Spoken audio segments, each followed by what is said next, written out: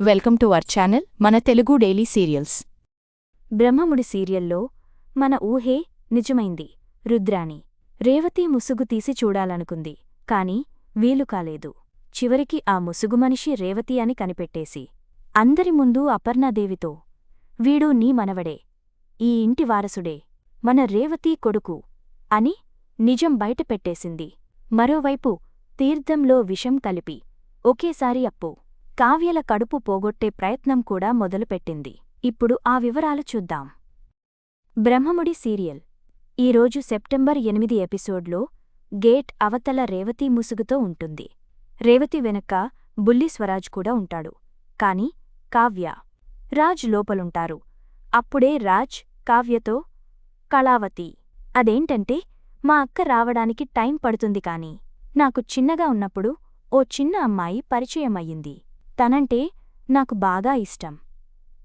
తను ఇప్పుడు పెద్దగా అయ్యింది, మన ఇంటికి వచ్చింది, లోపలికి వస్తుంది అంటూ కావ్యకు కుళ్ళు పుట్టేలా కథ చెబుతాడు. నిజమే అనుకున్న కళావతి, అంత ధైర్యంగా మీరు పిలిస్తే ఇంటికి వచ్చేస్తుంది.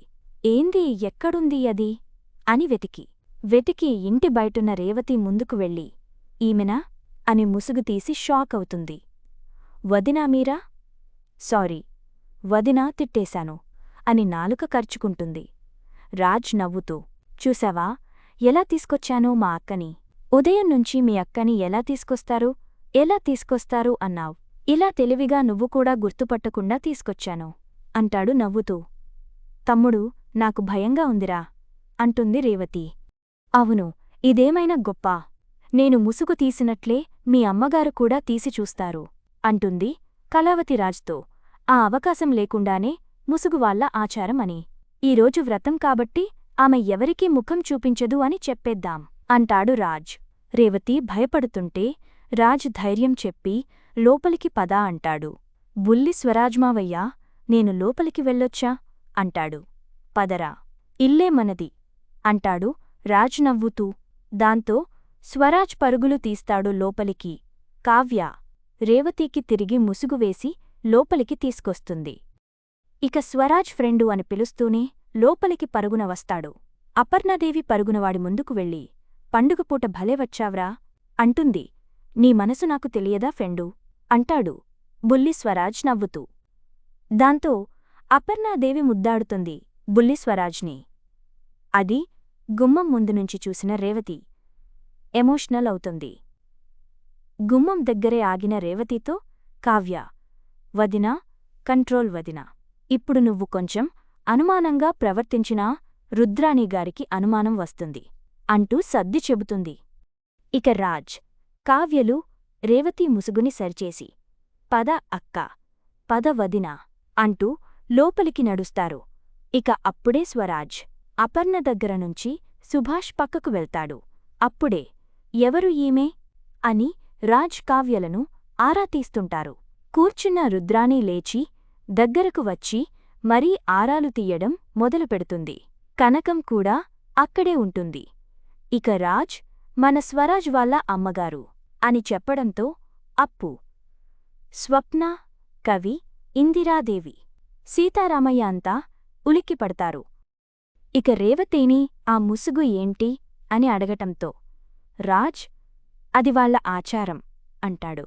వెంటనే ప్రకాశం, మా ఫ్రెండ్ వాళ్ళ ఇంట్లో ఈ ఆచారం చూశారు, కాని ఇంట్లో ముసుగుతో ఉండరు కదరా అంటాడు అనుమానంగా.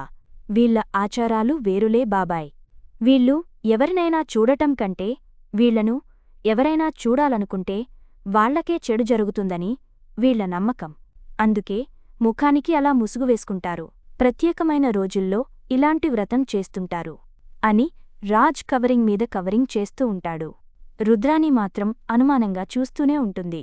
ఇలాంటి ఆచారం నేనెక్కడా వినలేదు అంటుంది. పేరు అడగడం మొదలుపెడుతుంది. నీ పేరు ఏంటి అంటే రేవతి కంటే ముందు రాజ్ స్పందిస్తూ రాధా అంటాడు. మీ ఆయన పేరు అంటుంది రుద్రాణి. కృష్ణ అంటాడు రాజ్ టక్కున. తనని అడుగుతుంటే నువ్వు సమాధానాలు చెబుతావేంటి అంటూ ప్రశ్నలు వేస్తూనే ఉంటుంది. దాంతో ప్రకాశం, ఓ పని చెయ్యవే, ఆ ముసుగు తీసి చూసే పోని అంటాడు. దాంతో రుద్రాణి మసుగు తీయబోతుంది. వెంటనే ప్రకాశం కోపంగా, చచ్చిపోతావే, ఆచారం గురించి చెప్పారు కదా, నీకే నష్టం జరుగుతుంది చూస్తే అని భయపెడతాడు. దాంతో రుద్రాణి ఆరాలు తీయడం ఆపేసి పక్కకు పోతుంది. ఇక రుద్రాణి ప్రశ్నలు ఆపడంతో రాజ్, కావ్య ఊపిరి తీసుకుని రేవతిని, స్వరాజ్ని తీసుకుని పక్కకు పోతారు.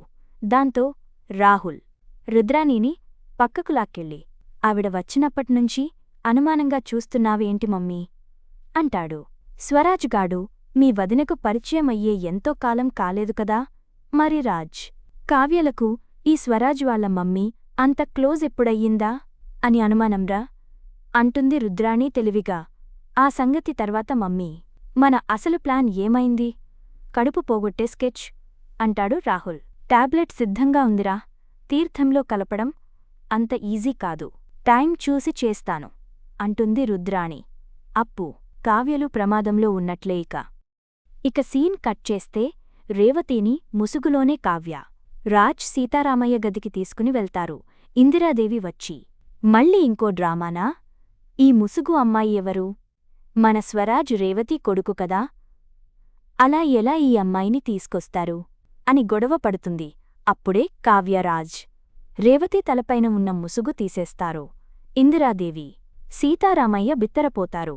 అయితే మరోవైపు అపర్ణాదేవి స్వరాజ్ని వెతుక్కుంటూ ఉంటుంది. దారిలో కనిపించిన ధాన్యం అపర్ణాదేవితో, స్వరాజ్ని ఇందాక వాళ్ల అమ్మతో వెళ్లడం చూశాను అక్కా అని చెప్పి వెళ్తుంది.